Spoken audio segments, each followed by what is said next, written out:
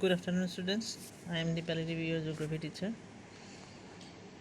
In our previous class, we discussed about the industrial location, the chapter of manufacturing industry.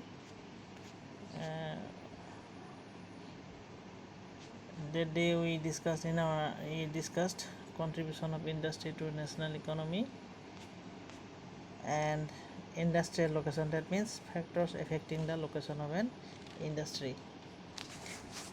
That these are mainly the three factors: the physical factors, human factors, key to decision of industrial location, the least cost, government policies and specialized labor also influence the location of industry. These are the physical, human. Key to decision of industrial location is least cost.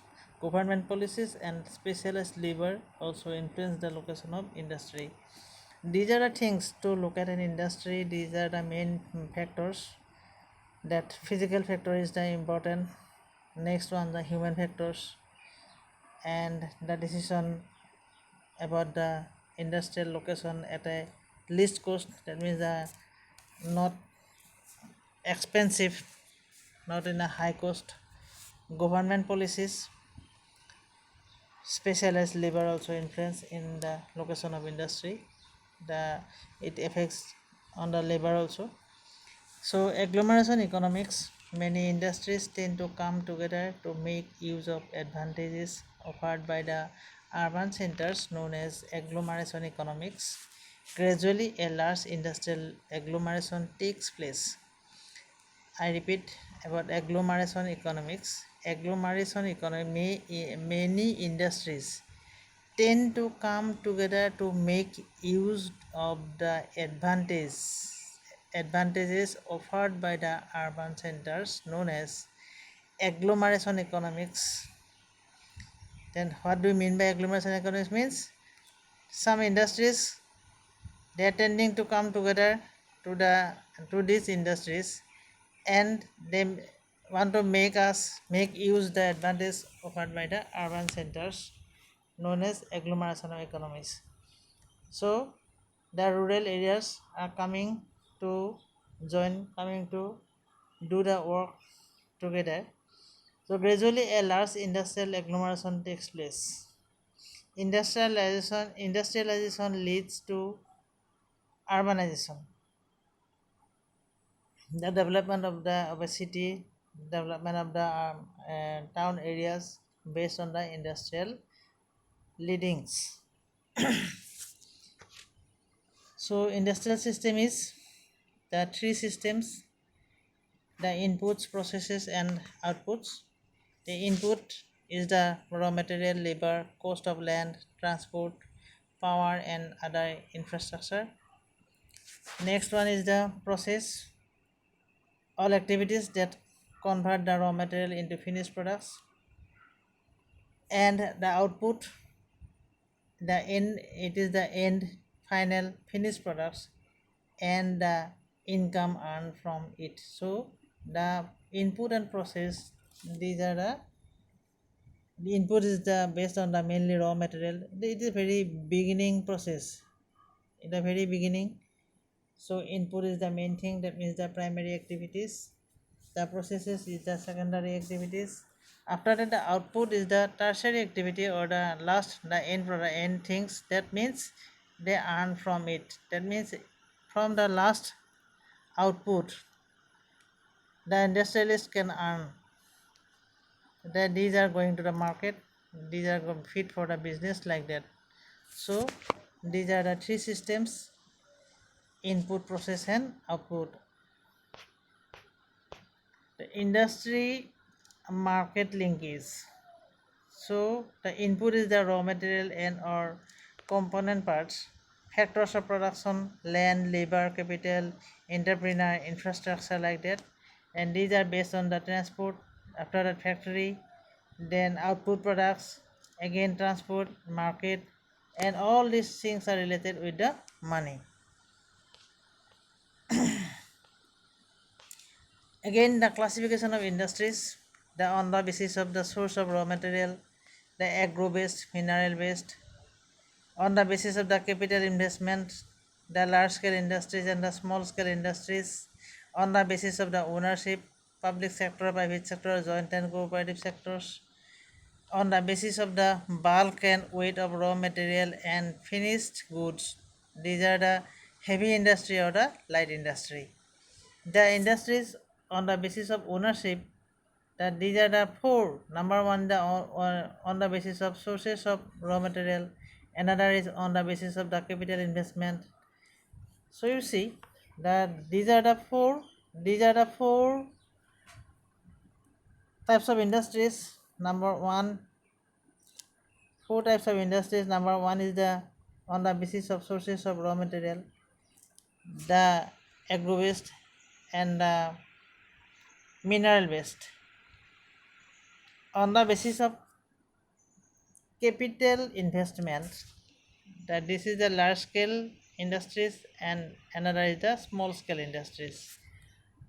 On the basis of ownership, public sector, private sector, joint sector, cooperative sectors. On the basis of sorry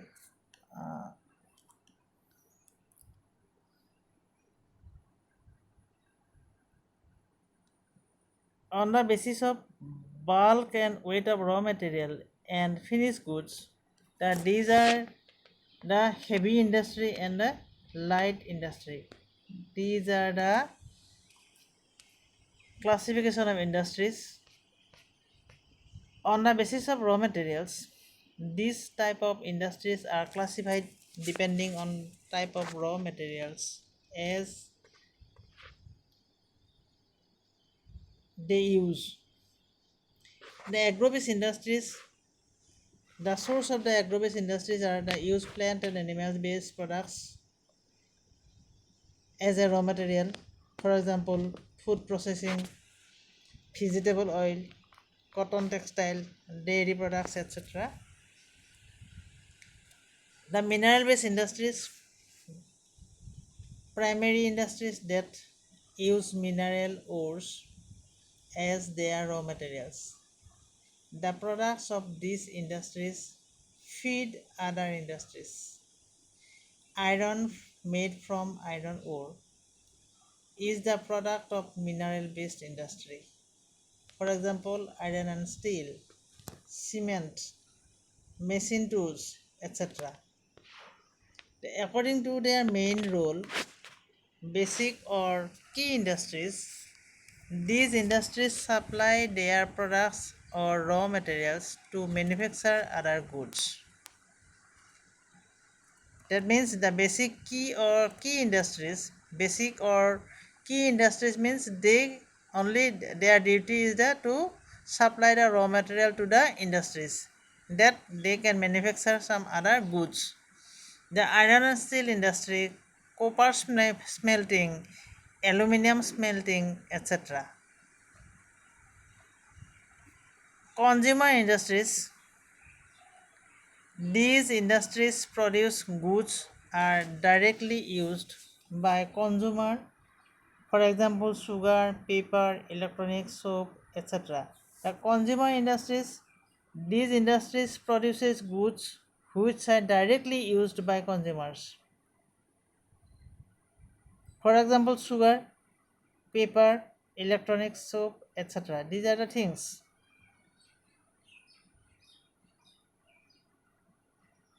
On the basis of investment, these type of industries are classified depending on the amount of capital invested, number of people employed, and the volume of production. There are how many persons, how many laborers are there as employees in these industries, and how much capital, the amount of capital used in these industries, and how much income, how much production is there, the volume of the production is there. So based on these things, the large scale industries, and then they can divide it in on the large scale industry and the small scale industry. In India, on an industry, if the capital invested is more than 1 crore, then it is called large scale industry. The more than 1 crore capital, if it is used in an industry, then it is called as the large scale industry. For example, iron and steel industry is a large scale industry, automobile industries, like that. Again, in case of the small scale industries in India, on an industry, if the capital invested is less than 1 crore, then it is called small scale industry. For example, silk weaving, food processing industries, etc. So, what do you mean by large scale industry and small scale industry? And the examples are, then if the industry, the capital invested more than 1 crore, it is called as the large scale industry. For example, iron and steel and the automobile industries. The next one is the small scale industry. If the capital is invested, if the capital invested less than 1 crore, then it is called as the small scale industry. And the example is the silk weaving, food processing industries, like that. On the basis of ownership, we discussed about the on the basis of investment. The next one, on the basis of ownership. On the basis of ownership, there are four: the private sector, public sector, joint sector, and cooperative sector. The private sector, it is owned and operated by individuals or a group of individuals, and these are the private sector industries. For example, the Bajaj Auto, Reliance, etc. The public sector industries are operated by the government. For example, Hindustan Aeronautics Limited, Bharat Heavy Electronics, SAIL, like that, etc. Next, joint sector industries owned and operated by the state and individuals or a group of individuals. The Oil India Limited, Maruti Udyog Limited, Gujarat State Fertilizers, Cochin Refineries, etc.